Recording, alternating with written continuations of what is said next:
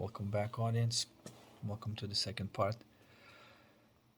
I believe it's called false success versus real success. So, where was I left off?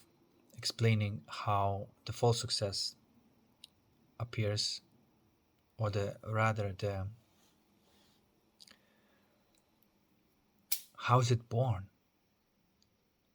Because, as I explained before, the first domino determines the rest of the outcome. And so, this is why it's very important at the beginning of the desire that is being formed to make sure it's done in the right direction. Like I explained before, there's a certain type of action that we normally do. We use our intellect, our brain, which is intellect, to interpret the emotion and figure out the policy, the strategy of how not to have the same again and how to pacify it. That's one strategy, right? And that's ego. And that leads to false success. You have you may acquire something, but it's still only to temporarily alleviate the pain and the sorrow that you have inside. You have not dealt with that. That's why this type of fulfilling of this desire is not really a fulfilling of the desire. It's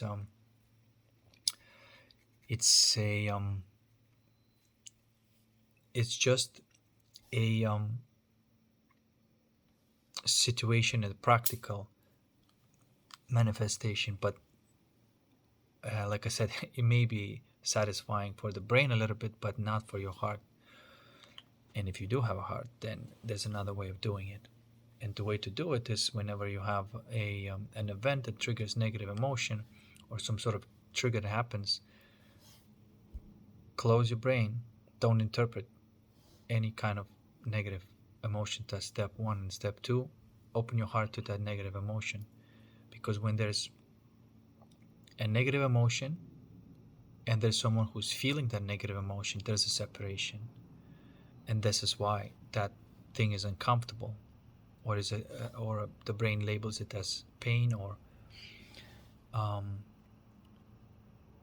heaviness. There's usually one or the other, what we call like either some sort of form of pain, tension, and some form of heaviness.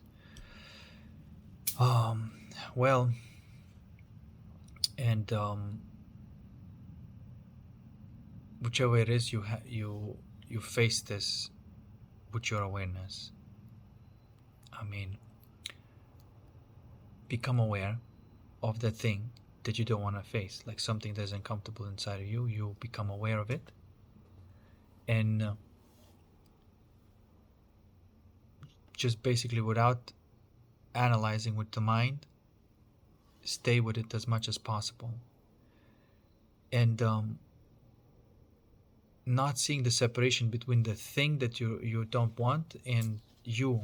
When observer becomes the observed, so to speak, when that emotion is no longer, there's you and feeling emotion, when that emotion is you are it, then you integrated that thing that was called negative, and now it's part of you, but it's no longer negative. It's, you can call it neutral, or it feels, like I always say, some form of bliss or some form of peace.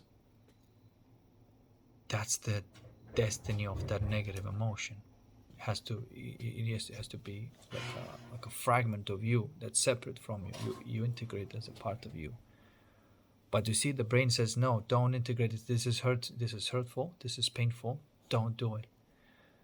But the heart actually wants that to be part of it, because the very separation of somebody's experiencing an emotion is creating that struggle and suffering. But when that, what you would call negative emotion, is part of you, it's no longer negative. Everything that's whatever is really part of you is blissful and peaceful, and everything is part of you.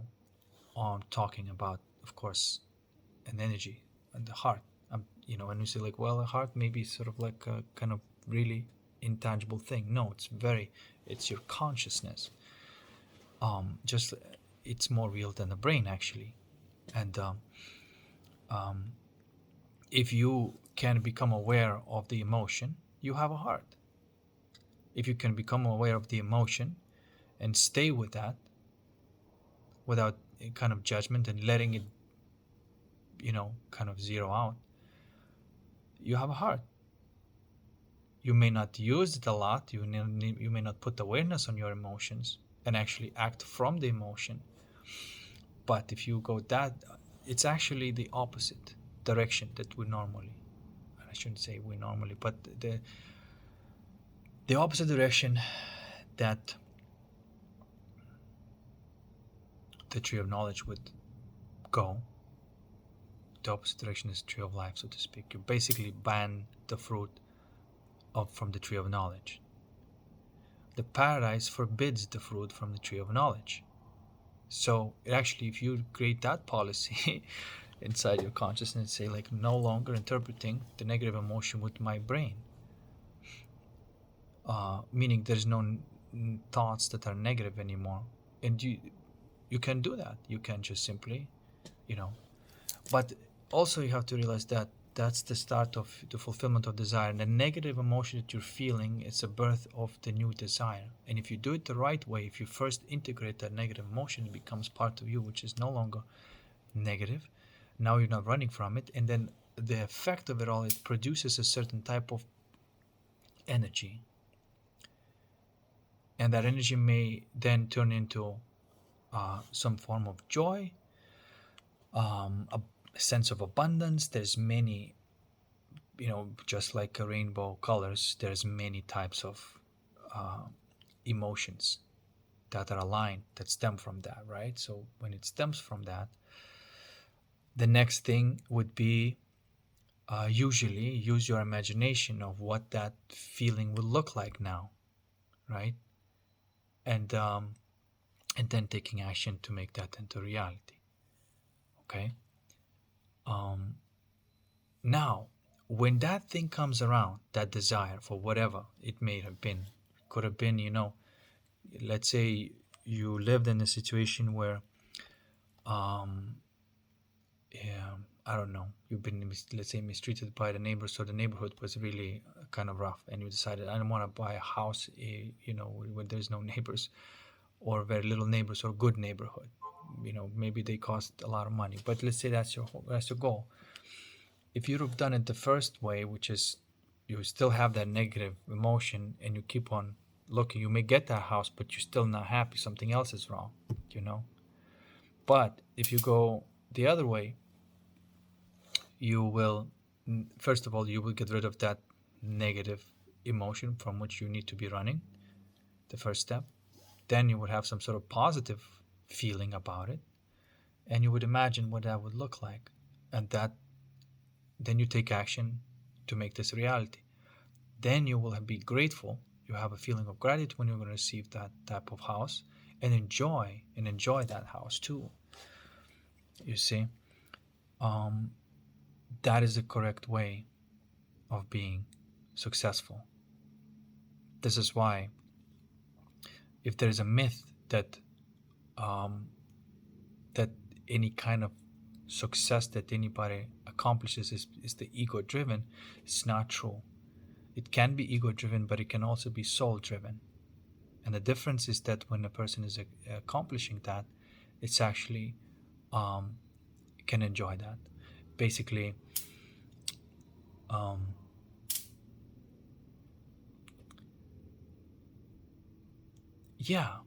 the success is not empty. You don't have crashes and shit like that. So that's the correct way of fulfilling your desires. And let's be honest, we're here in this game to fulfill our desires. But the point of it all is that you have to do it the right way. There's absolutely right way. And the right is might, not the opposite. Not the might is right. The right is might. In the rightness, in the correctness, there's strength, and there's power to create your reality, or fulfill your desires.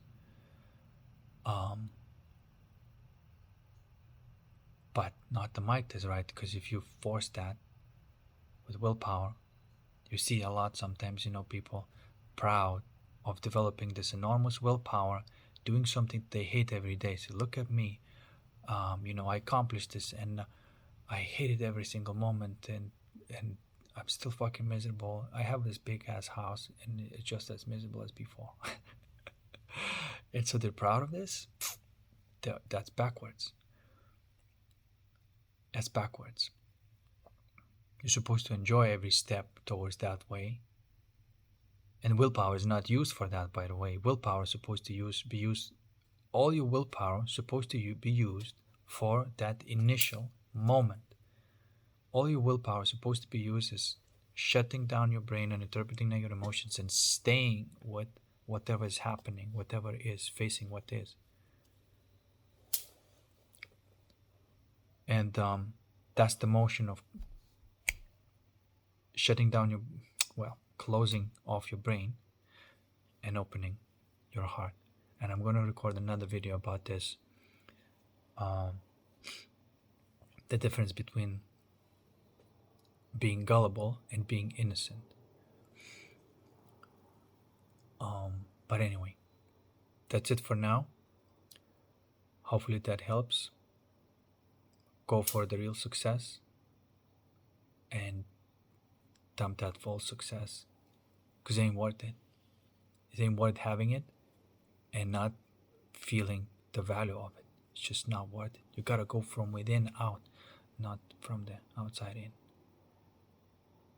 It's not a little change. It is a complete and total reversal of the way of life. Cheers. See you in the next one.